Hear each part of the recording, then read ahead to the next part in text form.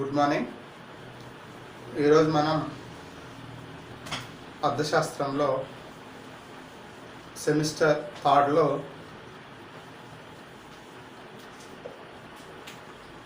ఆధునిక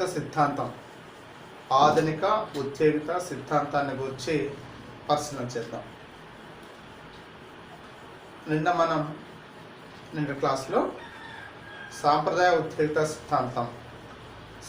ఉత్తేజిత సిద్ధాంతం యొక్క ప్రమేయాలు, సాంప్రదాయ ఉత్తేజిత సిద్ధాంతాన్ని ఏ విధంగా విమర్శ చేయడం జరిగింది అనేటువంటి అనేక అంశాల గురించి పరిశీలన చేసింది. ఒకసారి మనం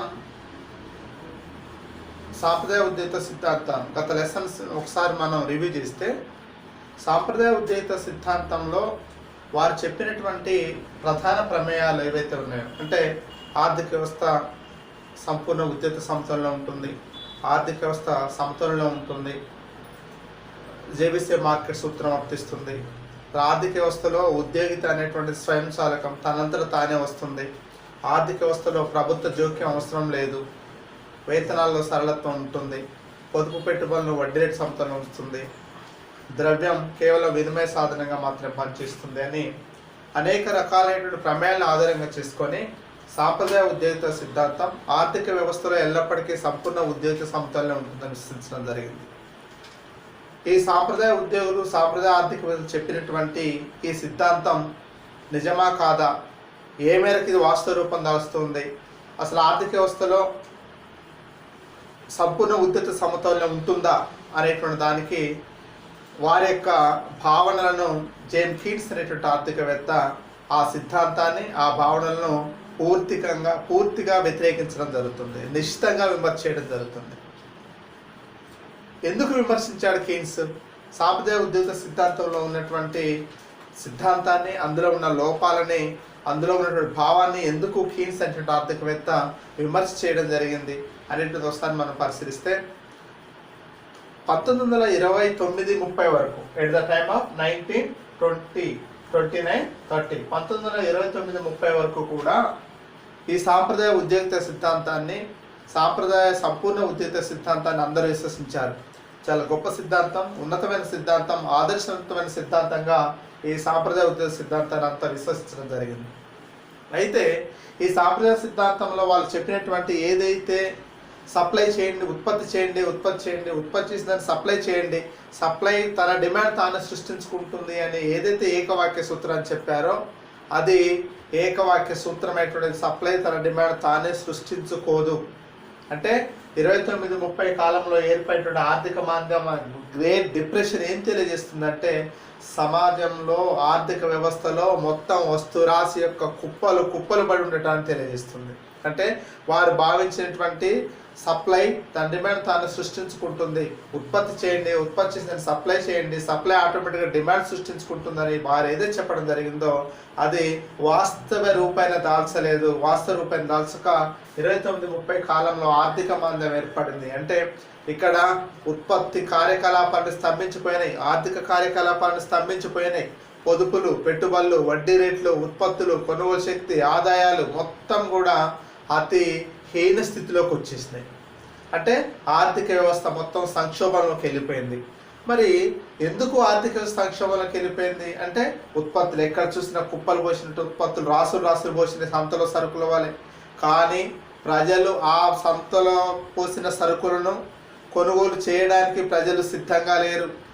వస్తువుల యొక్క ధరలు చాలా తక్కువగా ఉన్నాయి.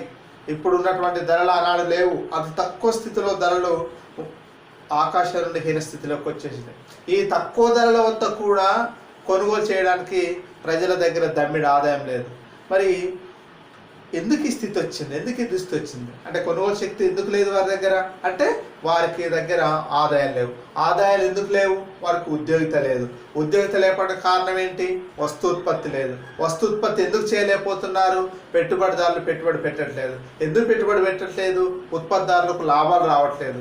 ఎందుకు రావట్లేదు లాభాలు అంటే, అక్కడ వారు తయారు చేసిన వస్తువులను ఎవరూ కొనుగోలు చేసే పరిస్థితి లేదు. మార్కెట్ వ్యవస్థ మొత్తం స్తంభించిపోయింది. ప్రజల దగ్గర ఆదాయాలు లేవు.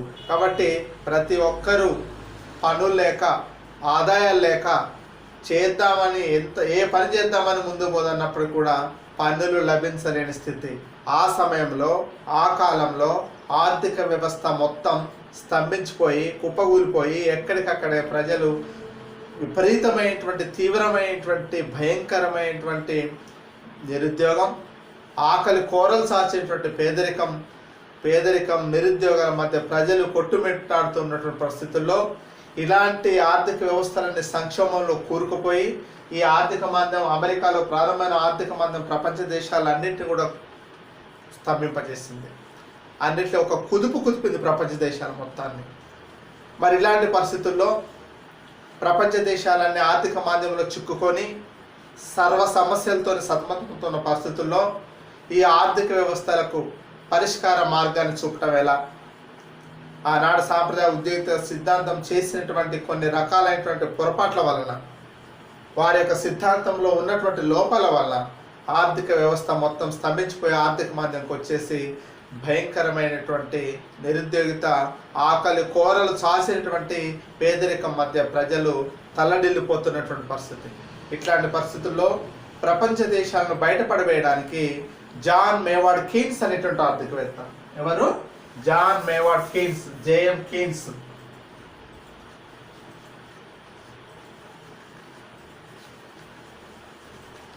ఆధునిక ఉద్యోగిత సిద్ధాంతం.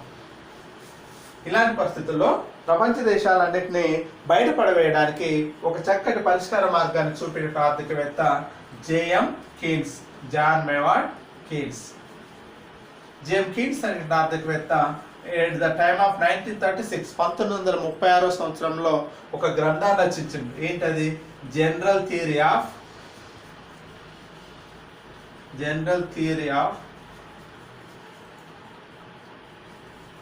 Interest, general theory of employment,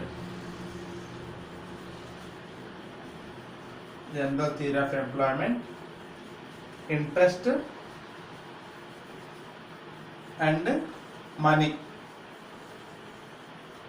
సాధారణ ఉద్యోగిత,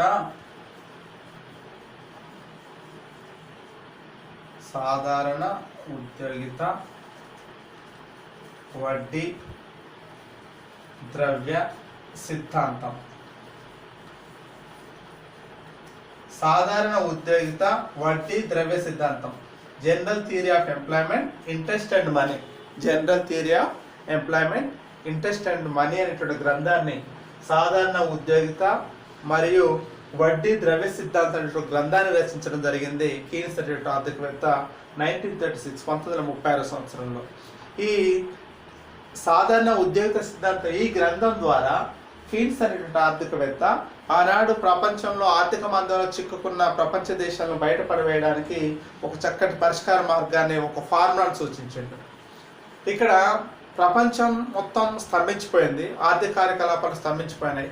ఇలాంటి పరిస్థితుల్లో అప్పుడు ఏ విధంగానైతే ఆడమ్ స్మిత్ రచించినటువంటి గ్రంథం దేశాల సంపద, ఏదైతే ఆడమ్ స్మిత్ రచించిన గ్రంథం వెల్త్ ఆఫ్ నేషన్స్ గ్రంథం దేశాల సంపద ఏ విధంగానైతే నూతన ఆలోచనలను, నూతన విధానాలు రేకెత్తించిందో, అదేవిధంగా దాస్ క్యాపిటల్, కార్ల్ మార్క్స్ రచించినటువంటి దాస్ క్యాపిటల్ గ్రంథం ఏ విధంగానైతే సమాజంలో పెను మార్పులకు, సంచలనాలకు తావు తీసిందో, అదేవిధంగా ఆనాడు ఆడమ్ స్మిత్ రచించినటువంటి వెల్త్ ఆఫ్ నేషన్స్ గ్రంథం, కార్ల్ మార్క్స్ రచించినటువంటి దాస్ క్యాపిటల్ ఏ విధంగానైతే సమూలమైనటువంటి విప్లవాత్మకమైన మార్పులను తీసుకురావడానికి నాంది పలికినాయో, అదేవిధంగా జేమ్ కీన్స్ రచించినటువంటి జనరల్ థియరీ ఆఫ్ ఎంప్లాయ్మెంట్ అనేటువంటి గ్రంథం కూడా, సాధారణ ఉద్యోగిత సిద్ధాంతం అనే గ్రంథం కూడా నాటి ఆర్థిక మాంద్య కాలంలో చిక్కుకున్న ప్రపంచ దేశాలను బయటపడవేయడానికి ఒక చక్కటి పరిష్కార మార్గాన్ని చూపిందని చెప్పవచ్చు. అందుకే జేమ్ కీన్స్కి ఎడలేని ప్రాధాన్యత ఉంది. మరి ఏంటి ఇక్కడ జేమ్ కీన్స్ ఏం చేశాడు? ప్రపంచ దేశాలను బయటపడవేయడానికి చక్కటి పరిష్కార మార్గాన్ని ఏం సూచించాడు ఇక్కడ అంటే, ప్రపంచ దేశాలను ఆర్థిక మాంద్య కాలంలో చిక్కుకొని పోయినాయి, స్తబ్దంగా ఉన్నాయి, నిలకడగా ఉన్నాయి, కదలిక లేకుండా, చలనం లేకుండా ఉన్నాయి. కనుక ఇలాంటి పరిస్థితుల్లో ఇప్పుడు ఏం చేయాలి అంటే, ఉత్పత్తి పెంచాలి, ఉద్యోగిత పెంచాలి, ఆదాయాలు పెంచాలి, ప్రజల యొక్క ఆదాయాలు పెంచాలి, ఆదాయాలు పెరగాలి. ఆదాయాలు పెరగాలంటే ఏం కావాలి? ఉద్యోగిత కావాలి. ఉద్యోగిత కావాలంటే ఏం కావాలి అంటే సార్థక డిమాండ్ కావాలి. ప్రజల యొక్క కొనుగోలు శక్తి పెరగాలి. ప్రజల యొక్క కొనుగోలు శక్తి ఎప్పుడు పెరుగుతుంది అంటే ప్రజల కొనుగోలు శక్తి ఎప్పుడు పెరుగుతుంది అంటే వారికి పని లభించినప్పుడు, వారికి ఉద్యోగిత లభించినప్పుడు. కాబట్టి కీన్స్ తన యొక్క ఉద్యోగిత సిద్ధాంతంలో సార్థక డిమాండ్ అనేటువంటి భావనకు అత్యధిక ప్రాధాన్యతనివ్వడం జరిగింది. Effective demand. కీన్స్ తన యొక్క ఆధునిక ఉద్యోగిత సిద్ధాంతంలో కీన్స్ అనేటువంటి ఆర్థికవేత్త సార్థక డిమాండ్ ప్రాధాన్యత ఇచ్చాడు. కొనుగోలు చేయండి, కొనుగోలు శక్తి. మరి ఇక్కడ ఉద్యోగిత కల్పించాలి, ప్రజలకు ఆదాయాలు కల్పించాలి. మరి ఉద్యోగిత కల్పించాలంటే ఎలా, ఆదాయాలు పెరగాలంటే ఎలా? ఆల్రెడీ వస్తువులన్నీ కుప్పల్లో రాసిపోసి ఉన్నాయి. తయారైన వస్తువు సప్లై అంతా అలానే ఉంది. మరి ఆ వస్తువులను కొనుగోలు చేసే పరిస్థితి లేదు. అయినా మరి ఇంకా వస్తువులను ఉత్పత్తి చేసే పరిస్థితి లేని పరిస్థితుల్లో ఉన్నటువంటి నిరుద్యోగులందరూ రోడ్ల మీద పడి ఉన్నారు, ఆకలి సాగులతో అలమటిస్తూ ఉన్నారు. ఇలాంటి పరిస్థితుల్లో ఆ నిరుద్యోగులందరికీ ఉపాధిని కల్పించాలి అంటే వస్తు ఉత్పత్తి చేయాలంటే ఆల్రెడీ వస్తువులు తయారై ఉన్నాయి. మరి శ్రామికులను ఉద్యోగులను నియమించడానికి పెట్టుబడి పెట్టడానికి ఏ పెట్టుబడిదారుడు, ఏ ఉద్యమదారుడు ముందుకు రావట్లేడు. ఇట్లాంటి పరిస్థితుల్లో మరి ఎవరు చొరవ చూపాలి, ఎవరు ముందుకు రావాలి అనేటువంటి దానికి కీన్స్ అనేటువంటి ఆర్థికవేత్త ఏం తెలియజేస్తారంటే ప్రభుత్వం యొక్క ప్రాధాన్యతను గురించి నొక్కి ఒక్కారిస్తారు కీన్స్. ఇక్కడ ఎవరి ప్రాధాన్యత గురించి చెప్తారండి?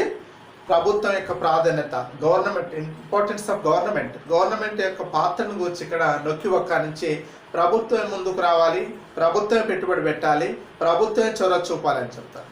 కాబట్టి స్తబ్దంగా నిలకడగా ఉన్నటువంటి ఆర్థిక వ్యవస్థ కదలలేకుండా నిశ్చల స్థితిలో ఉంది. కాబట్టి నిశ్చల స్థితిలో ఉన్నటువంటి ఆర్థిక వ్యవస్థను ముందుకు తీసుకువెళ్ళడానికి ఒక చక్కటి పరిష్కార మార్గం ఏం తెలియజేస్తారంటే సార్థక డిమాండ్ ప్రాధాన్యత ఇస్తూ అట్లాంటి సార్థక డిమాండ్ని పెంపొందించే క్రమంలో కీన్స్ అనేటువంటి ఆర్థికవేత్త ఏం తెలియజేస్తారంటే ఇక్కడ ఈ సార్థక డిమాండ్ ప్రాధాన్యత ఇచ్చి ప్రభుత్వానికి ప్రాధాన్యతనివ్వడం జరుగుతూ ఉంటుంది.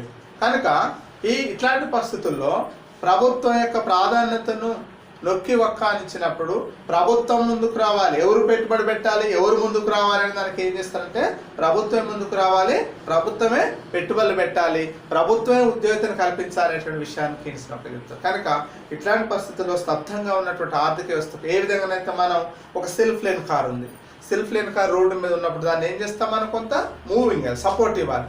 సపోర్ట్ ఇచ్చినప్పుడు ఆటోమేటిక్గా అది మళ్ళీ మూమెంట్ అందుకుంటుంది. కాబట్టి ఇట్లాంటి పరిస్థితుల్లో ప్రభుత్వమే ముందుకు వచ్చి ప్రభుత్వమే పెట్టుబడి పెట్టి స్తబ్దంగా నిలకడగా ఉన్నటువంటి ఆర్థిక వ్యవస్థకు మళ్ళీ ఏమి ఇవ్వాలి, బూస్టింగ్ అందించాలి, పుషింగ్ అందించాలి.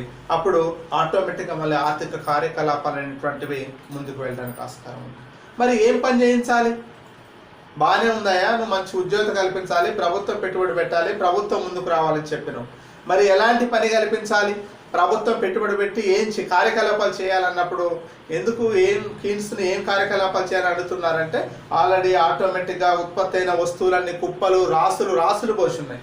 కనుక మరి ఇలాంటి పరిస్థితుల్లో ఇంకేం వస్తువులు ఉత్పత్తి చేయాలి, కార్మికులను ఎక్కడ ఉపయోగించాలి అన్నప్పుడు ఏమంటాడంటే కీన్స్ ఏమి పని లేకపోతే, ఏమి చేయలేని స్థితిలో ఉంటే కనీసం గుంటలు కూడిపించండి అని చెప్తారు కీన్స్.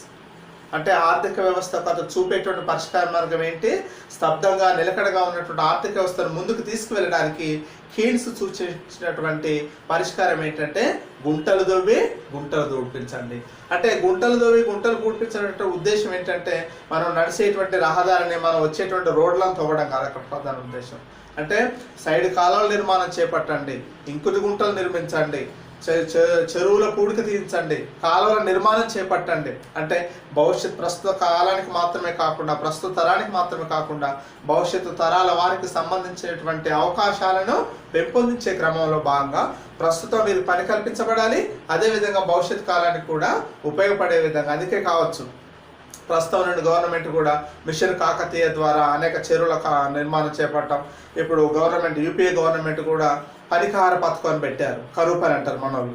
అట్లాంటి పనికార పథకాన్ని కూడా పెట్టి ఏం చేస్తున్నారు, చేళ్లల్లో, ఊర్లల్లో, రోడ్ల మీద కంచెలు కొట్టేయడం, రోడ్ల నిర్మాణం చేపట్టడం, కాలువలు త్రవ్వడం, ఇట్లాంటి చిన్న డ్రైనేజ్ వర్కులు చేస్తున్నారు అనమాట. ఇదంతా కూడా అంటే ప్రజలకు పనిని కల్పించడం, వాళ్ళకు ఉట్టి కూర్చోబెట్టి వాళ్ళకి ఏదో మనం భోజనం అందించడం కాదు, వాళ్ళని సోమరిపోతులో తయారు చేయడం కాదు. ఏదో ఒక వారు ఏదైతే చేయగలుగుతారో చేయగలిగిన పనిని వారికి చేయించి కనీసం గుంటలు దువ్వన్న గుంటలు పూడ్పించండి అని చెప్పేసి కీన్స్ అనేటువంటి ఆర్థికవేత్త ఆర్థిక వ్యవస్థ ప్రభుత్వానికి ఒక సలహా ఇస్తున్నారు అనమాట. అంటే ఈ విధంగా ప్రజలకు మనం పని కల్పిస్తే ప్రజలకు ఆదాయాలు వస్తాయి. వచ్చిన ఆదాయాలతో ఏం చేస్తారు, ప్రజలు ఇమ్మీడియట్గా వస్తువులను కొనుగోలు చేస్తారు. వస్తువులను కొనుగోలు చేసినప్పుడు ఆటోమేటిక్గా ఏమవుతుంది, మళ్ళీ రీసైక్లింగ్ స్టార్ట్ అవుతుంది. ఎప్పుడైతే వస్తువులు కొనుగోలు చేస్తారో వస్తువులు కొనుగోలు చేసినప్పుడు ఆదాయాలు ఉత్పత్తిదారుల దగ్గరికి వెళ్తాయి. ఆ ఉత్పత్తిదారులు ఏం చేస్తారు, వచ్చిన ఆదాయాలు ఇమ్మీడియట్గా రీఇన్వెస్ట్మెంట్ చేయాలని చూస్తారు, పెట్టుబడి పెట్టాలని చూస్తారు. వాడు పెట్టుబడి పెట్టిండు అంటే ఆటోమేటిక్గా ఇక్కడ శ్రామికులు ఉపాధిని కల్పిస్తూ ఉంటారు. కనుక ఉపాధిని కల్పించినప్పుడు వారికి ఆదాయాలు వస్తాయి, వచ్చిన ఆదాయాలతో కొనుగోలు చేస్తారు. తయారైన వస్తువులు మళ్ళీ తిరిగి వాళ్ళే కొనుగోలు చేస్తే ఆటోమేటిక్ ఇక్కడ ఉన్నటువంటి ఆర్థిక వ్యవస్థ ఆర్థిక మాంద్యం నుండి మళ్ళీ ముందుకు బయటపడుతుంది, ఒక ఉన్నతమైనటువంటి ఉద్యమ స్థితికి వెళ్తుందని చెప్పేసి కీన్స్ అంటే ఆర్థిక అందుకే సార్థక డిమాండ్కి ప్రాధాన్యత ఇస్తాడు. కీన్స్ తన యొక్క ఉద్యోగ సిద్ధాంతంలో ప్రధానంగా దేని ప్రాధాన్యత ఇవ్వడం జరిగింది అంటే సార్థక డిమాండ్, ఎఫెక్టివ్ డిమాండ్కు ప్రాధాన్యత ఇవ్వడం జరిగింది. కాబట్టి ఇలాంటి క్రమంలో ఇలాంటి పరిస్థితుల్లో సార్థక డిమాండ్ కొనుగోలు చేయండి, ఖర్చు పెట్టండి అని చెప్తాడు కీన్స్. అంటే ఇక్కడ ఖర్చు పెట్టి కొనుగోలు చేయడం ద్వారా వస్తువులను డిమాండ్ చేయడం ద్వారా ఆటోమేటిక్గా ఉత్పత్తి అనేటువంటిది కొనసాగే ఉద్యోగిత అనేటువంటిది ఏర్పడుతూ ఉంటుంది. అంటే ఇక్కడ కీన్స్ ప్రభుత్వం యొక్క ప్రాధాన్యతను గురించి నొక్కి ఒక్కారిస్తాడు. అదే మనం ఒకసారి సాంప్రదాయ ఆర్థికవేత్తను పరిశీలిస్తే వారు ఏమంటారు, ప్రభుత్వ జోక్యం అవసరం లేదు. మరి ఎలానయ్యా ప్రభుత్వ జోక్యం అవసరం లేకపోతే అంటే ఆర్థిక వ్యవస్థను ఒక అగోచర హస్తం నడిపిస్తుంది. అంటే ఒక కంటికి కనిపించినటువంటి ఒక శక్తి ఉంటుంది. ఆ అద్భుతమైన శక్తి ఆర్థిక వ్యవస్థను ముందుకు నడిపిస్తుంది. ప్రభుత్వం ఆర్థిక కార్యకలాపాల్లో తలదూర్చొద్దు అని సాంప్రదాయ ఉద్యోగులు చెప్తే కీన్స్ అందుకు భిన్నంగా ఏం చెప్తారంటే ప్రభుత్వం యొక్క ప్రాధాన్యతను గురించి నొక్కి ఒక్కానిస్తూ ప్రభుత్వమే ముందుకు రావాలి, ప్రభుత్వమే చొరవ చూపాలి, ప్రభుత్వమే పెట్టుబడి పెట్టాలి అంటాడు అనమాట. ఈ విధంగా ఉత్పత్తి ఉద్యోగిత కల్పనలో కీన్స్ సార్థక డిమాండ్కి ప్రాధాన్యత ఇస్తాడు. కాబట్టి సార్థక డిమాండ్ అంటే ఏంటి అంటే సమిష్టి డిమాండ్ మరియు సమిష్టి సప్లై. సమిష్టి demand aggregate demand and aggregate supply. సమిష్టి డిమాండ్ సమిష్టి సప్లై రెండు కూడా కలిస్తే ఏమవుతుందంటే సార్థక డిమాండ్, అదే సమతౌల్య ఉద్యోగిత అవుతుంది. కాబట్టి ఆర్థిక వ్యవస్థలో రెండు కూడా సమిష్టి డిమాండ్ సమిష్టి సప్లై, సమిష్టి సప్లై స్థాయికి సమిష్టి డిమాండ్ ఉండాలి. సమిష్టి సప్లైతో పాటు సమిష్టి డిమాండ్ కూడా పెరుగుతుండాలి, కొనుగోలు శక్తి పెరుగుతుండాలి. అందుకే ఖర్చు పెట్టండి అంటే కీన్స్. కనుక అభివృద్ధి చెందుతున్నటువంటి భారతదేశం లాంటి దేశమైనా ఏ దేశమైనప్పటికీ కూడా ఖర్చు చేయండి, వినియోగం చేయండి, తయారైన వస్తువులు కొనుగోలు చేయండి అనేటువంటిది సమిష్టి డిమాండ్ సమిష్టి సప్లై ప్రాధాన్యత ఇవ్వడం జరుగుతుంది. సార్థక డిమాండ్ అనేటువంటి దాన్ని సమిష్టి డిమాండ్ సమిష్టి సప్లై నిర్ణయిస్తాయి. సమిష్టి డిమాండ్ అంటే ఒక నిర్ణీత కాలంలో ఒక నిర్దిష్ట సంఖ్యలో శ్రామికులు నియమించి వస్తువును ఉత్పత్తి చేసి విక్రయించడం ద్వారా వాస్తవంగా పొందగలమని ఆశించే ఆదాయాన్నే సమిష్టి డిమాండ్ అంటాం. అదేవిధంగా సమిష్టి సప్లై అంటే ఒక నిర్ణీత కాలంలో ఒక నిర్దిష్ట పరిమాణంలో శ్రామికులు నియమించి వస్తువులను ఉత్పత్తి చేయడానికి చేసేటువంటి కనీస వ్యయాన్నే సమిష్టి సప్లై అంటాం. దీన్నే కనీసం పొందాలని చేసేటువంటి వ్యయంగా మనం భావిస్తాం. సమిష్టి డిమాండ్ అనేటువంటిదేమో కొనుగోలు డిమాండ్ తెలియజేస్తుంది, సమిష్టి సప్లై అనేటువంటిదేమో వస్తు సప్లై పరిమాణాన్ని వ్యయాన్ని తెలియజేస్తుంది. సమిష్టి సప్లై వ్యయాన్ని తెలియజేస్తే సమిష్టి డిమాండ్ అనేటువంటిదేమో లాభాన్ని తెలియజేస్తుంది. ఈ విధంగా సమిష్టి డిమాండ్ సమిష్టి సప్లై రెండూ కూడా కలిసి సార్థక డిమాండ్ను నిర్ణయిస్తాయి. ఎక్కడైతే సమిష్టి డిమాండ్ సమిష్టి సప్లై రెండు సమానమైతాయో ఆ సమానమైనటువంటి ఈక్విలిబ్రియం ఏదైతే ఉందో అది సార్థక డిమాండ్ తెలియజేస్తుంది. దాన్నే మనం సమతౌల్య ఉద్యోగిత సిద్ధాంతంగా భావించవచ్చు. ఈ విధంగా కీన్స్ తన యొక్క సార్థక డిమాండ్ యొక్క భావాన్ని ఒక చిన్న పట్టిక ద్వారా పరిశీలన చేద్దాం.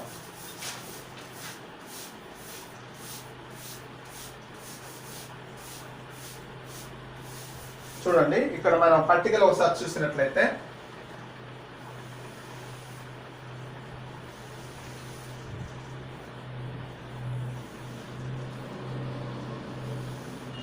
ఉద్యోగిత ఎంప్లాయ్మెంట్ వేలు ఉద్యోగిత వేలు, సమిష్టి డిమాండ్ అగ్రిగేట్ డిమాండ్ లక్షల్లో, సమిష్టి సప్లై అగ్రిగేట్ సప్లై లక్షల్లో, మిగులు ఉద్యోగిత 20,000 ఉద్యోగిత, సమిష్టి డిమాండ్ వచ్చేసి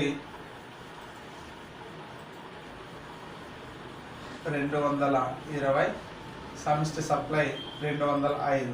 ఈ ఊహాత్మకంగా మనం పరిస్థితి చూసినట్లయితే 20,000 ఉద్యోగిత స్థాయి వద్ద సమిష్టి డిమాండ్ 220 ఉంటే సమిష్టి సప్లై 205 లక్షలుగా 5 లక్షల రూపాయలుగా ఉందని చెప్పుకోవచ్చు. అదేవిధంగా ఉద్యోగిత 20,000 ఉద్యోగిత స్థాయి నుండి ఉద్యోగిత స్థాయిని 25,000కు పెంచినప్పుడు 20,000 ఉద్యోగిత స్థాయి నుండి 25,000కు పెంచినప్పుడు సమిష్టి డిమాండ్ అవుతుంది 220 నుండి 230, అంటే ఒక 10 రెట్లు 10 పెరిగింది అనుకో, 220 నుండి 210కి. అదేవిధంగా ఇక్కడ 205 నుండి ఒక 15 యాడ్ చేయండి అదనంగా, ఒక 15 యాడ్ చేసినప్పుడు ఎంత అవుతుంది 220 అవుతుంది. అంటే సమిష్టి డిమాండ్ ఏమో 230 ఉంటే సమిష్టి సప్లై ఏమో 220 ఉందన్నమాట. అదేవిధంగా ఉద్యోగిత స్థాయి 30,000 ఉద్యోగిత స్థాయి వద్ద సమిష్టి డిమాండ్ 10 యాడ్ చేస్తే ఎంత అవుతుంది 240 అవుతుంది. ఇక్కడ 15 యాడ్ చేస్తే 235 అవుతుంది. అలాగే 35,000 ఉద్యోగిత స్థాయి వద్ద 250, ఇక్కడ 235కి 15 యాడ్ చేస్తే ఎంత అవుతుంది 250, ఈక్వల్ అవుతున్నాయి రెండు కూడా. అలాగే ఇంకా 40,000 ఉద్యోగిత స్థాయి వద్ద 260, 265, 45,000 ఉద్యోగిత స్థాయి వద్ద 270, 280, 50,000 ఉద్యోగిత స్థాయి వద్ద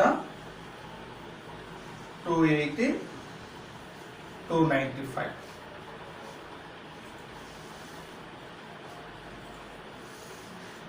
ఈ రెండింటి మధ్య వేరియేషన్ ఒకసారి మనం చూస్తే సమిష్టి డిమాండ్ సమిష్టి సప్లైకి మధ్య ఉన్నటువంటి వేరియేషన్ ఒకసారి మనం చూస్తే 220 సమిష్టి డిమాండ్ ఉన్నప్పుడు సమిష్టి సప్లై ఎంత ఉందంటే అగ్రిగేట్ సప్లై ఎంత ఉంది 205. అంటే ఈ రెండింటికి మధ్య ఉన్న తేడా ఎంత 15.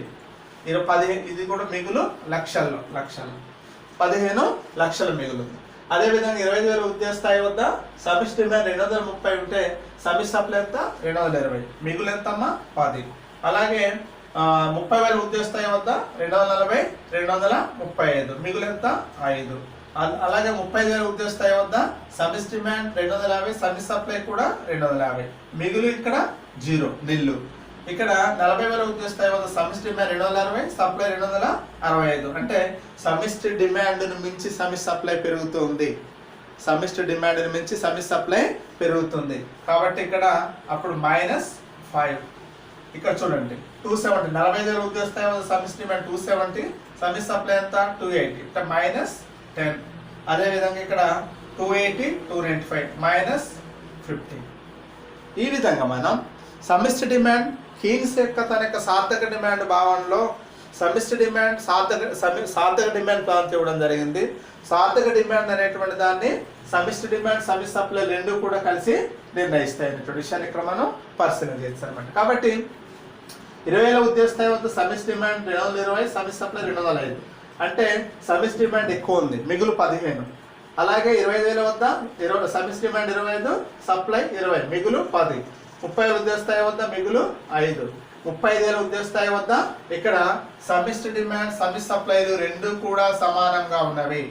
35,000 ఉద్యోగిత స్థాయి వద్ద సమిష్టి డిమాండ్ సమిష్టి సప్లైలు రెండు కూడా సమానంగా ఉన్నవి. కాబట్టి ఈ 30,000 ఉద్యోగిత స్థాయి అనేటువంటిది సమిష్టి డిమాండ్ సమిష్టి సప్లైలు రెండు సమానంగా ఉన్నాయి కాబట్టి దీన్నే మనం ఏమంటామంటే సార్థక డిమాండ్ అంటాం. దీన్ని ఏమంటాం సార్థక డిమాండ్. ఈ 35,000 ఉద్యోగిత స్థాయి వద్ద ఆర్థిక వ్యవస్థలో ఎంతమంది అయితే నిరుద్యోగులు ఉన్నారో అంతమంది పని కల్పించబడుతుంది. అంటే సమిష్టి డిమాండ్ సమిష్టి సప్లై రెండు సమానమైనవి కనుక దీన్ని సమతౌల్య ఉద్యోగిత సమతౌల్యము అంటాం. దీన్ని ఈక్విలిబ్రియం ఆఫ్ ఎంప్లాయ్మెంట్ అంటాం.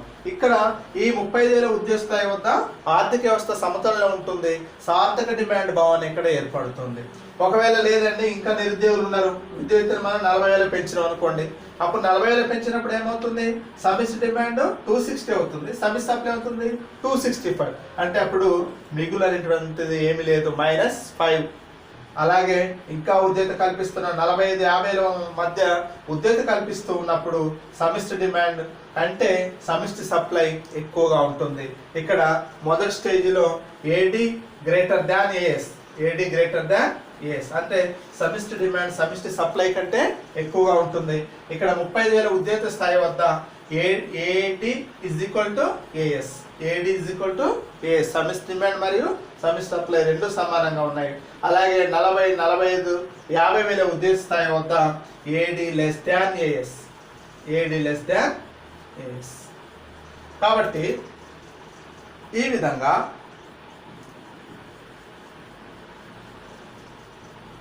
సమిష్టి డిమాండ్ సమిష్టి సప్లైల మధ్య ఉన్నటువంటి సంబంధం ఎటువంటిది సార్థక డిమాండ్ నిర్ణయిస్తాయి. రెండు కలిసి సార్థక డిమాండ్ నిర్ణయిస్తాయి.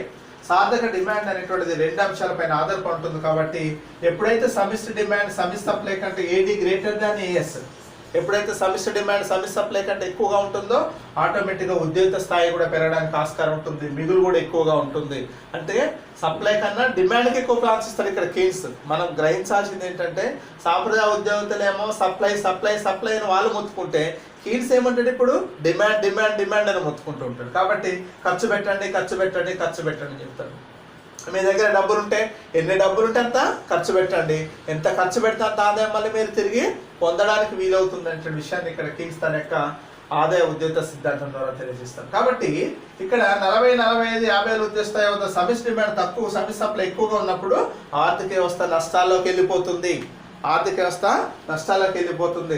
అంటే నష్టాల్లోకి వెళ్ళిపోయినప్పుడు లాభాల దశ రానప్పుడు ఆటోమేటిక్గా ఉద్యోగితను తగ్గించడానికి ఆస్కారం ఉంటుంది, నిరుద్యోగిత పెరగడానికి ఆస్కారం ఉంటుంది. కాబట్టి కీన్స్ తన యొక్క ఉద్యోగిత భావంలో ఏం తెలియజేస్తారంటే సమిష్టి డిమాండ్కి ప్రాధాన్యత ఇవ్వండి, సమిష్టి డిమాండ్కు ప్రాధాన్యత ఇవ్వండి అనేటువంటి విషయాన్ని తెలియజేస్తున్నారు అనమాట. దీన్ని మనం ఒక చిన్న రేఖాచిత్రం ద్వారా చూడవచ్చు.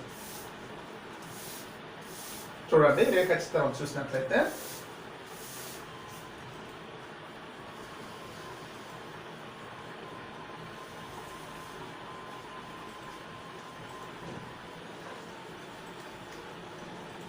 ఇక్కడ ఆదాయం జాతీయ ఉద్యోగిత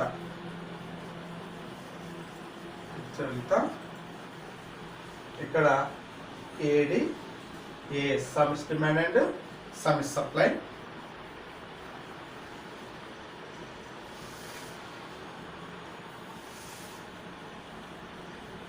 ఇది సమిష్టి డిమాండ్ రేఖ, ఇది సమిష్టి సప్లై రేఖ. సమిష్టి డిమాండ్ సమిష్టి సప్లై రేఖ. ఈ రెండు రేఖలు కూడా సమిష్టి డిమాండ్ సమిష్టి సప్లై రెండు రేఖలు కూడా ఇక్కడ ఈ అనే బిందువు వద్ద సమానంగా ఉన్నాయి. కాబట్టి ఈ రెండు సమానమైనటువంటి ఈ బిందువు ఏం తెలియజేస్తుందంటే సార్థక డిమాండ్ తెలియజేస్తుంది. ఏం తెలియజేస్తుందంటే సార్థక డిమాండ్ తెలియజేస్తుంది. ఇక్కడ అప్పుడు ఉద్యోగిత ఓఎం మేరకు ఉద్యోగం కల్పించబడుతుంది. పైరేఖ చిత్రంలో పరిశీలించినట్లయితే ఎక్స్ అక్షంపై ఉద్యోగితను, వై అక్షంపై సమిష్టి డిమాండ్ మరియు సమిష్టి సప్లైలను చూపటం జరిగింది.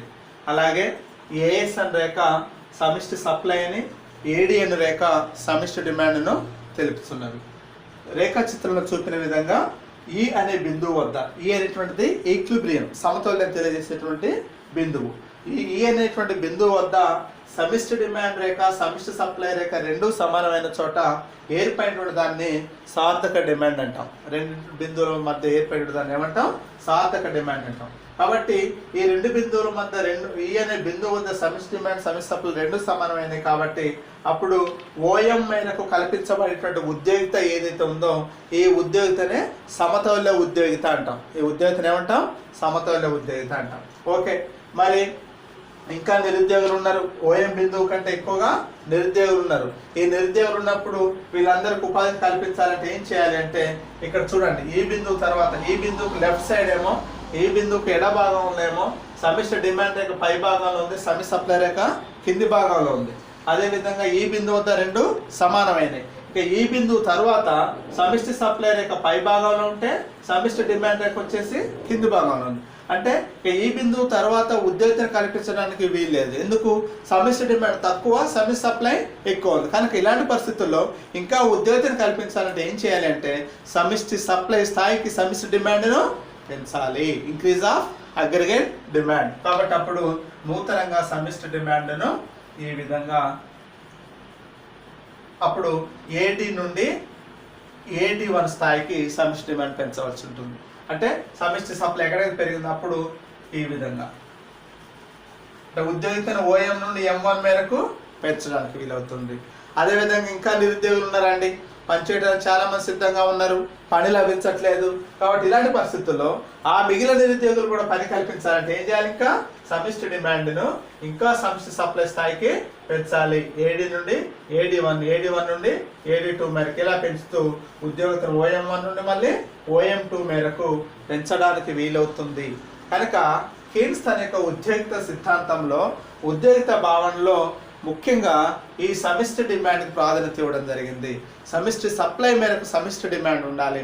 సమిష్టి డిమాండ్ పెరిగితేనే ఆ మేరకు ఉద్యోగిత అవకాశాలు పెరుగుతాయనేటువంటి విషయాన్ని చక్కగా ఈ రేఖా చిత్రం ద్వారా మనకు తెలియజేస్తారు. కాబట్టి ఎప్పుడైతే సమిష్టి సప్లై సమిష్టి డిమాండ్ను డామినేట్ చేస్తుందో ఆటోమేటిక్గా ఆర్థిక వ్యవస్థ సంక్షోభంలో కూరుకొని పోతుంది, ఆర్థిక వ్యవస్థ నష్టాల్లోకి వెళ్ళిపోతుంది. కాబట్టి అలాంటి పరిస్థితి రాకుండా ఉండాలి అంటే ఏం చేయాలి అంటే సమిష్టి సప్లై స్థాయికి ఏం చేయాలి? సమిష్టి డిమాండ్ని పెంచండి.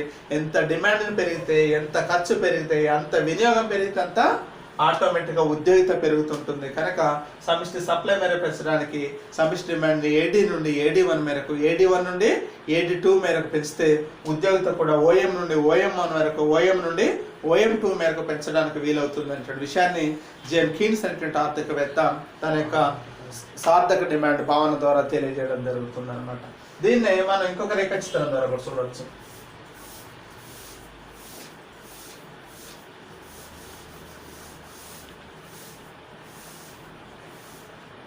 చూడండి,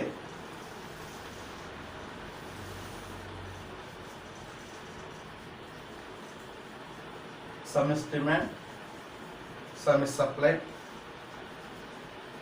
ఆదాయం.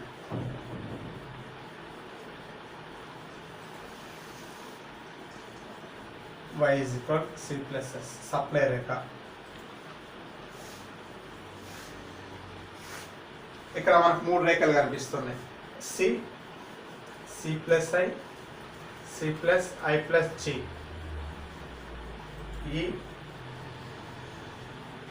E1, E2. ఇక్కడ ఇది supply Rekha. Y is equal C plus I అనేటువంటిది 0 అక్షానికి 40 డిగ్రీల కోణంలో ఉన్నటువంటి రేఖ ఏదైతే ఉందో ఇది సమిష్టి సప్లై రేఖ. ఇదేమో C plus I, C plus I plus G అనేటువంటి రేఖలేమో సమిష్టి డిమాండ్ తెలియజేసే రేఖలు. కాబట్టి ఇక్కడ ఫస్ట్ మనం ఇక్కడ E అనే బిందువు వద్ద ఒకసారి పరిశీలించినట్లయితే E అనే బిందువు వద్ద వినియోగ రేఖ C రేఖ మరియు సమిష్టి సప్లై రేఖ రెండు కూడా సమానమే అని. అప్పుడు ఆదాయము OY, ఆదాయం ఎంత ఉందండి? OY ఉంది. తర్వాత ఈ వినియోగ రేఖ ఏమైందంటే C plus I, C మరియు C plus I అంటే అదనంగా నూతనంగా ఏర్పడిన వినియోగ రేఖ C నుండి C plus I అయింది. అప్పుడు ఈ C plus I అయినటువంటి రేఖ సమిష్టి సప్లై రేఖను E1 అనే బిందువు వద్ద తాకింది. అప్పుడు ఆదాయం OY నుండి Y1కు పెరిగింది. అలాగే ఇంకా C plus I తర్వాత నూతనంగా ఇంకో రేఖ ఏర్పడింది. E2 అనే బిందువు వద్ద ఇంకో రేఖ ఏర్పడింది, అది C plus I plus G. ఈ రేఖ E2 అనే బిందువు వద్ద ఏర్పడినప్పుడు అప్పుడు ఆదాయం Y1 నుండి Y2 మేరకు పెరుగుతుంది. అంటే ఇక్కడ మనకి ఏం తెలియజేస్తుంది అంటే consumption curve and consumption and investment and consumption, investment and government expenditure. Only వినియోగము వ్యక్తుల యొక్క ప్రస్తుత అవసరాలను తీర్చేటువంటి వినియోగం మాత్రమే పెరిగినప్పుడు ఆదాయం OY మేరకు ఉన్నది. వినియోగము మరియు పెట్టుబడి మూలధన వస్తువులపైన చేసేటువంటి భవిష్యత్తు అవసరాలకు, భవిష్యత్ కాలానికి సంబంధించినటువంటి వస్తువుల ఉత్పత్తి కోసం చేసేటువంటి పెట్టుబడి, ప్రస్తుత అవసరం తీర్చేటువంటి వినియోగ వస్తువులపై చేసే పెట్టుబడి వల్ల, వ్యయం వల్ల ఆదాయం OY నుండి Y1 పెరిగింది. అదేవిధంగా వినియోగ వస్తువులపైన మరియు మూలధన వస్తువులపైన చేసేటువంటి వ్యయంతో పాటు గవర్నమెంట్ వివిధ రకాలైనటువంటి సాంఘిక సంక్షేమ కార్యకలాపాలపైన, ప్రభుత్వాలు చేసేటువంటి ప్రజలకు అవసరాలు తీర్చేటువంటి అనేక అవస్థాపన సౌకర్యాల అభివృద్ధి పైన ప్రభుత్వం చేసే వ్యయాన్ని కూడా కలిపితే ఇది మొత్తం కూడా ఖర్చే. C plus I, C plus I plus G మొత్తం కూడా ఖర్చుని తెలియజేస్తుంది, వినియోగాన్ని తెలియజేస్తుంది. కాబట్టి అప్పుడు ఆదాయం OY నుండి Y2 మేర పెరిగింది. కనుక ఇక్కడ ఉద్యోగిత పెరగాలన్నా, ఆదాయం పెరగాలన్నా ఏం పెరగాలంటే కీన్స్ వినియోగం పెరగాలి, ఖర్చు పెరగాలి. ఎంత ఖర్చు పెరిగితే, ఎంత వినియోగం పెరిగితే అంత ఆదాయం పెరుగుతుంది, అంత ఉద్యోగిత పెరుగుతుంది అనేటువంటి అంశాన్ని చక్కగా ఈ చిన్న రేఖా చిత్రం ద్వారా మనం పరిశీలించవచ్చు అనమాట. అలాగే దీన్నే ఒక నమూనా ద్వారా చూడవచ్చు మనం ఈక్వేషన్ ద్వారా.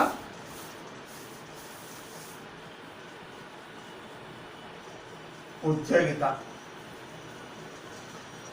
ఆదాయ ఉద్యోగిత సిద్ధాంతం.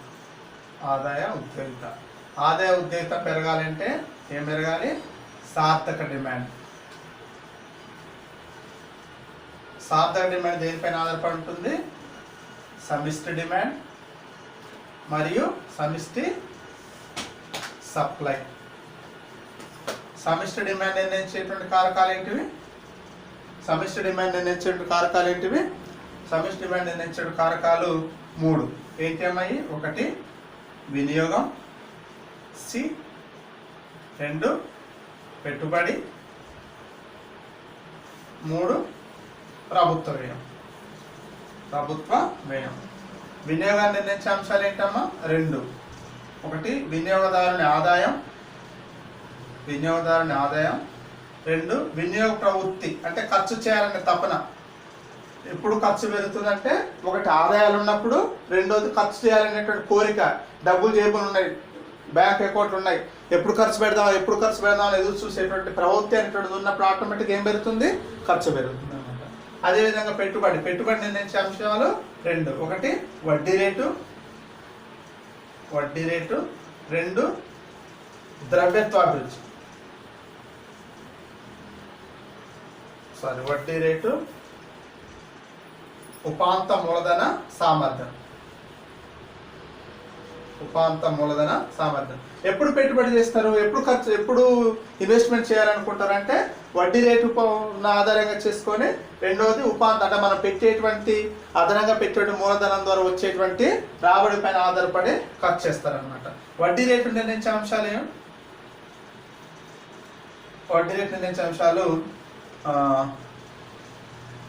ద్రవ్యత్వాభిరుచి,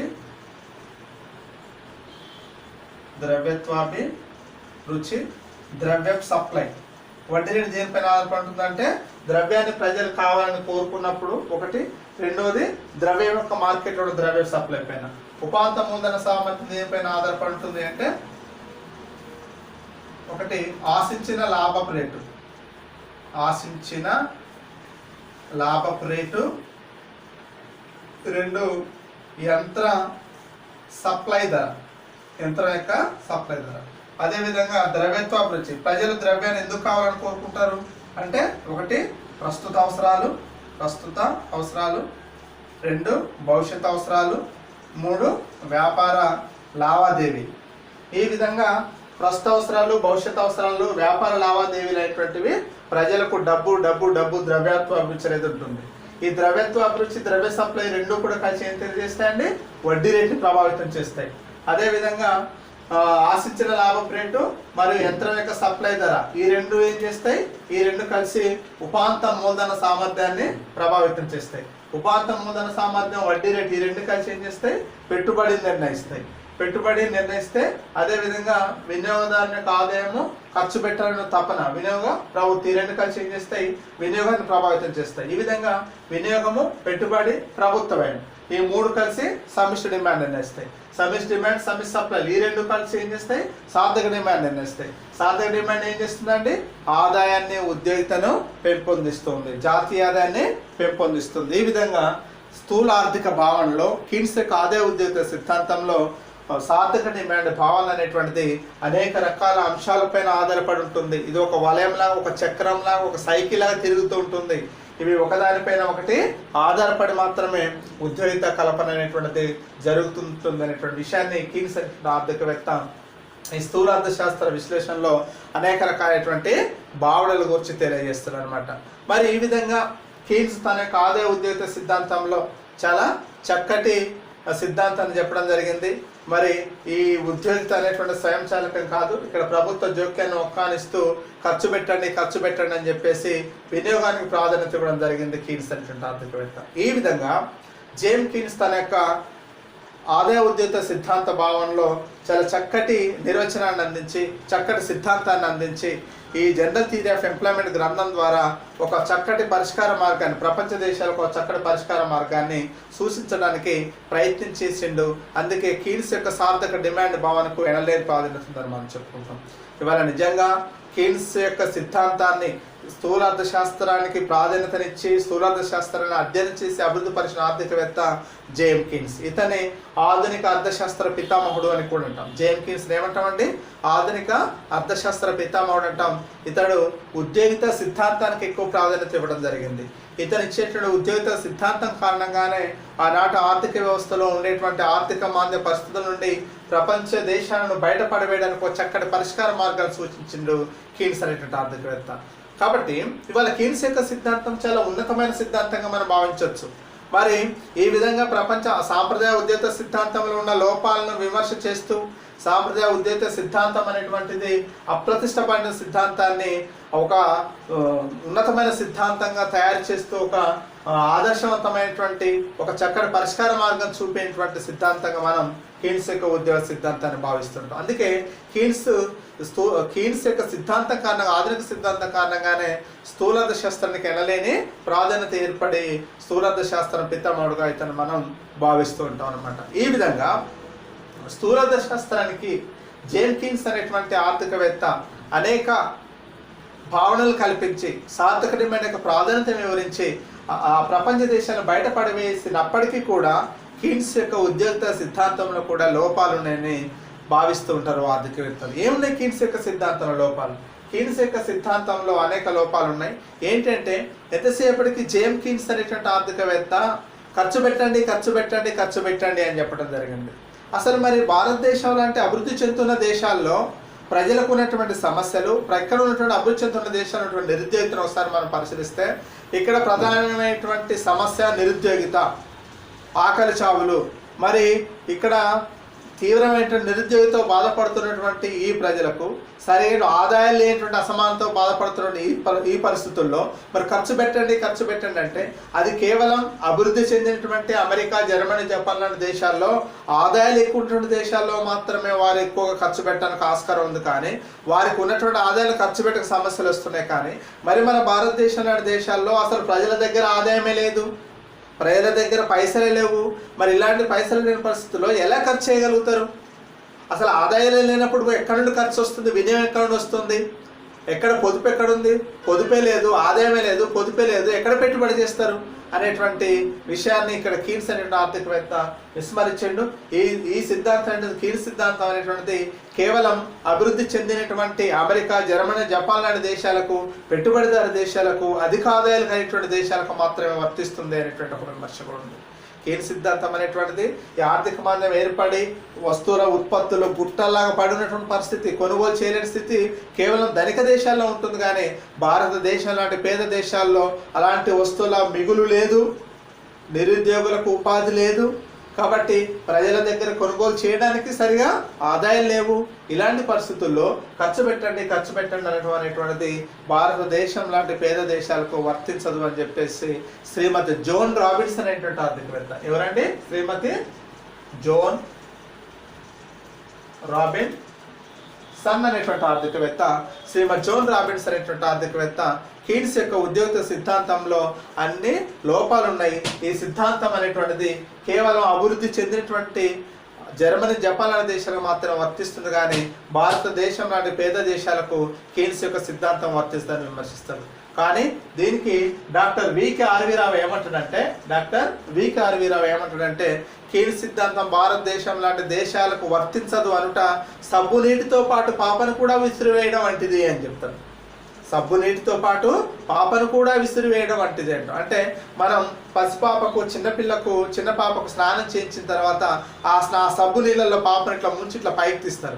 అంతేగాని ఆ సబ్బు నీళ్ళలో ముంచి పాపను తీస్తాం, కానీ పాపను తీసి ఆ సబ్బు నీళ్ళతో పాటు కూడా పాపను విసిరివేయం. అలా చేసినట్లయితే కీన్స్ యొక్క సిద్ధాంతం ప్రకారం ఇది పేద దేశాలకు వర్తించదని శ్రీమతి జోన్ రాబిన్సన్ చెప్పినట్లు మనం భావిస్తే స్నానం చేసిన సబ్బు నీటితో పాటు పాపను కూడా పారవేసినట్లు అవుతుంది. మన పాప చాపని దగ్గర తీసుకొని నీళ్ళని మాత్రమే పడేస్తాం. ఇక్కడ కూడా కీన్స్ యొక్క సిద్ధాంతంలో పేద దేశాలకు వర్తించే భావనలను పేద దేశాలకు ఉపయోగించుకోవాల్సి ఉంటుందని చెప్పేసి ఇక్కడ డాక్టర్ వికే ఆర్యవర్ధన్ తెలియజేస్తారు. సరే, ఏది ఏమైనా కీన్స్ యొక్క ఉద్యోగిత సిద్ధాంతం అనేటువంటిది ప్రపంచ దేశాలకు ఒక చక్కటి పరిష్కార మార్గాన్ని, సార్థక డిమాండ్ అనేటువంటి భావన ఒక మంచి మార్గాన్ని సూచించదని మనం ఒప్పుకోక తప్పదు. Okay, thank you.